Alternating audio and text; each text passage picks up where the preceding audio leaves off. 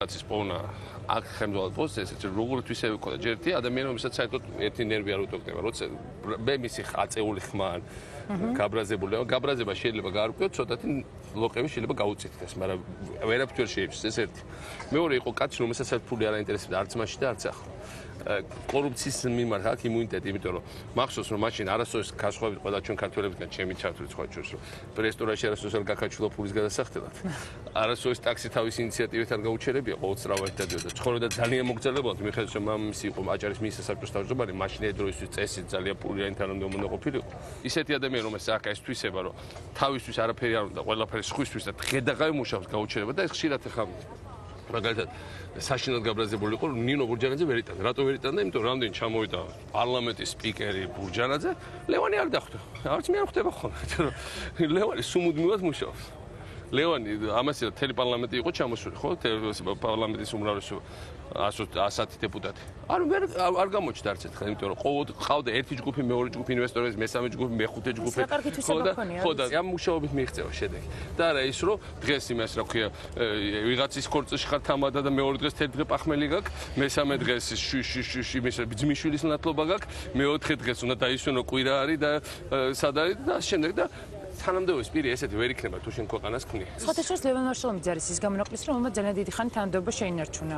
საპრეზიდენტო არჩევნებზე ჩვენ აჭარაში შედარებით დაბალი შედეგი მივიღეთ მაშინ და მოვიდა ლევანი და თქვა რომ მე არ მესმის, მე თქვა აღარ მესმის არაფერი ჩვენი კუთხის, იმიტომ რომ არ მესმის რატომ მოგწეს ეს ცოტა ხმა და უნდა წავიდე თანამდებობიდან და ბევრი იძახოდა და გავუშვათ. მე ცოტა დაუყოყმანდი, მაგრამ ძალიან ბედნიერი ვარ რომ არ მივიღეთ ეს გადაწყვეტილება. ხო, იმიტომ რომ რო პროფესორო მივხედე ყოყმანისა დავტოვე, იმიტომ რომ მერე დაიწყო თელი პროცესები. უბრალოდ მანამდე ხალხი ამას ვერ ხედავდა და ცოტა იქით რომ გადიხარ ბათუმში და მე სულ გავდივარ. იქ ჯერ კიდე ისეთ სიღარიბე, ისეთ სიდუხჭირე, ისეთი თუ სამუშაო არ აქვს, სამუშაო ბევრს გაუჩნდა მართალია, მაგრამ ჯერ კიდე იქ სადაც სამუშაო იმდენად უიმედობა. სრულიად კარგად შეიძლება ხალხს გაგების რომ ტელევიზია ესმის რომ ცხოვრობენ რაღაც მომავალ დუბაიში და სინგაპურში და სინამდვილეში ყოველდღიურად ჩიმშილის პრობლემა აქვს, ხო?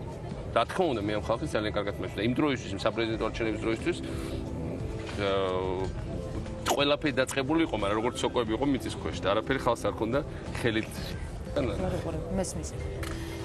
გადავიდეთ ისეთ თემებზე. მე მაინტერესებს თან ეს ალბათ სავარაუდოდ პასუხს ვთქვი, მაგრამ ყველაზე ხშირად პრეზიდენტი ვის ურეკავს ყოველდღე? მე ესე იგი მე მგონია რა დღეს ვარშალომიძეს. ვარშალომიძეს ურეკა, მაგრამ თუ კიდე ჩავიაროთ ჩემ მესიჯები. ზარი აი ყველაზე ხშირად. ზარი ყველას, მაგრამ ესე იგი ესე იგი ბაქრაძე, მანანა მანჯგალაძე, აი ნანუკას გადაცემა გადის და ამით ხურავს სეზონს. შემდეგ მინისტრები, შემდეგ ისე ბაქრაძე. ეს ნახე. ბაქრაძესთან მესიჯები აქტუალურია. ბაქრაძე სუმიწრება ხომ ერთი-ორი წავიკითხე ადრე, მაგრამ ეს იმის შემდეგ ცდილობს რომ ფულთავ შეკავებულიყო, მაგრამ ეს ნახე სმაილიკი. ქართული მაფია საქართველოს სახელმწიფო გადატრიალებს გეგმავდა. ამის შესახებ ავსტრიის პოლიციის მიერ მომზადებულ ანგარიში დაყრდნობით გერმანული ფრანკფურტერ რუნდშაუ წერს. სტატიის მიხედვით 2009 წლის აპრილში ქუჩის აქციებში გავლენიანი კრიმინალური ავტორიტეტები მნიშვნელოვან როლს ასრულებდნენ. სტატიებში ასევე საუბარია ამ პირების კავშირებზე და შემდეგ და სმაილიკები. ესე იგი, როგორ გაბანძდა ჩვენი მაფია, რომ ბაქრაძე დასცინის ბევრი სმაილიკით მესიჯებს. შემდეგ კიდე ვინ იყო? ნუ ისე მინისტრები, არქიტექტორი ჩვენი ესპანელი, არქიტექტორის მესიჯი სანდრა, არქიტექტორის მესიჯი 1 2 3 4 5 ალბერტო 6 Buenas noches, señor presidente. და მე როგორი შუშა უნდა იყოს, რა ფერის უნდა იყოს, აქ არა, ეს ალბერტო აშენებს უბრალოდ 31 დეკემბერს უნდა გავხსნათ ეს ძალიან ლამაზი ანძე, რომელიც ხდება ქართული ამბანის. აი როგორ ჩვენს გადაცემაში იყო უკვე და მაყურებელმა ნახა ექსკლუზიური ფოტო. რატო გაქვთ ასეთი მობილური? როგორ ესეთი? ისეთი, რა ვიცი. ცუდი არა, მაგრამ iPhone-ი რატო არა? აი რაღაც ისეთი BlackBerry. BlackBerry, iPhone-ი მაქვს, მაგრამ ეს ჯერეთი უფრო მარტივად გრებ მესიჯებს, ეს უფრო მათ შემნი აგრება.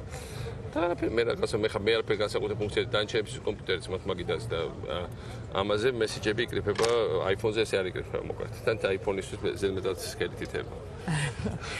თქვენ თვითონ შოპინგობთ? კი, რა თქმა უნდა.